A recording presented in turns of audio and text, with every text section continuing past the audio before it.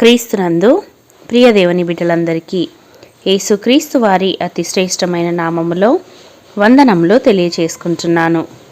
నేటి దిన ధ్యానాంశము కీర్తనలు 1 అధ్యాయము 2-3 వచనములు. యెహోవా ధర్మశాస్త్రమునందు ఆనందించుచు దివారాత్రము దానిని ధ్యానించువాడు ధన్యుడు. అతడు నీటి కాలువల యోరను నాటబడినదై ఆకువాడక తన కాలమందు ఫలమిచ్చు చెట్టు వలె నుండును. అతడు చేయనదంతయు సఫలమగును. ప్రియులారా, అందరికీ చక్కని ప్రవర్తన కలిగి ఉండాలని, మన జీవితంలో మనము చేసే ప్రతి పని కూడా వర్ధిల్లాలని కోరుకుంటాము. కొన్ని మార్లు మన ప్రవర్తన మనకే వింతగా అనిపించడము, పొరపాటున ఫలానా పని చేశాను, అలా చేయకుండా ఉంటే బాగుండేది అంటూ మనము మాట్లాడుతూ ఉంటాము. మన ప్రవర్తనను బట్టి ఇబ్బంది పడటము, లేదా నేను అన్ని విషయాలలో బాగున్నాను అనుకుంటూ మనలను మనము గొప్పగా చూసుకోవడం వంటివి చేస్తుంటాము. అయితే దేవుడు తన సేవకుడైన యెహోషువకు ఈ విధముగా సెలవిస్తుంటున్నాడు. నీవు ధర్మశాస్త్ర గ్రంథమును దివారాత్రము ధ్యానించిన ఎడల నీ మార్గమును వర్ధిల్ల చేసుకొని చక్కగా ప్రవర్తించెదవు. అంతేకాకుండా ఎవరైతే దేవుని ధర్మశాస్త్రమును దీవారాత్రము ధ్యానిస్తారో వారు ఆకువాడక తన కాలమందు ఫలమిచ్చు చెట్టు వలె ఉంటారని, వారు చేయనదంతయు సఫలం అవుతుందని దేవుని వాక్యము సెలవిస్తుంచున్నది. ఈ ధర్మశాస్త్ర గ్రంథమును నీవు బోధింపక తప్పిపోకూడదు.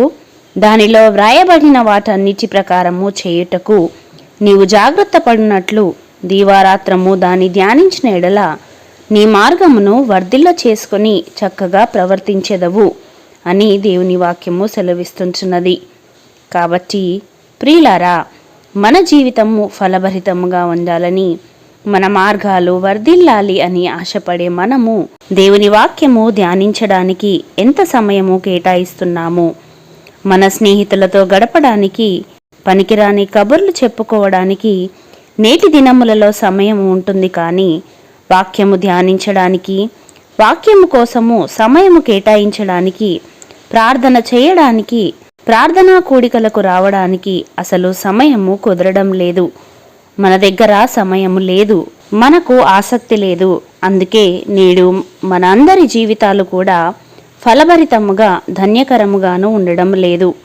మన జీవితంలో మన మార్గాలు సైతము వర్ధిల్లటము అనేది లేదు.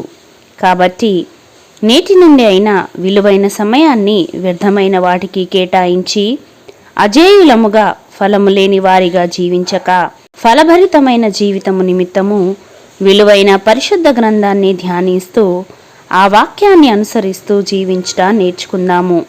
అట్టి కృప దేవుడు మనలకందరికీ అనుగ్రహించునుగాక. ఆమెన్. ప్రార్థించుకుందాము.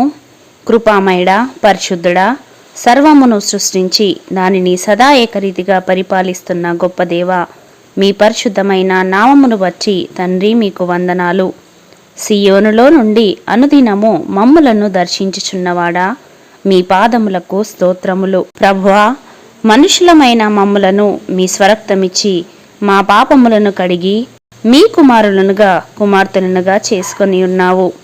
మీరు మాకిచ్చినట్టి విలువైన జీవితమును, విలువైన సమయాన్ని వ్యర్థము చేయక నిత్యము నీ సన్నిధిలో ఆనందించే బిడ్డలుగా, దీవెనకరముగా జీవించే కృపలోనికి మమ్ములను నడిపించుమని యేసయ్య పరిశుద్ధ నామములో ప్రార్థించి వేడుకొనుచున్నాము పరమ తండ్రి. ఆమెన్.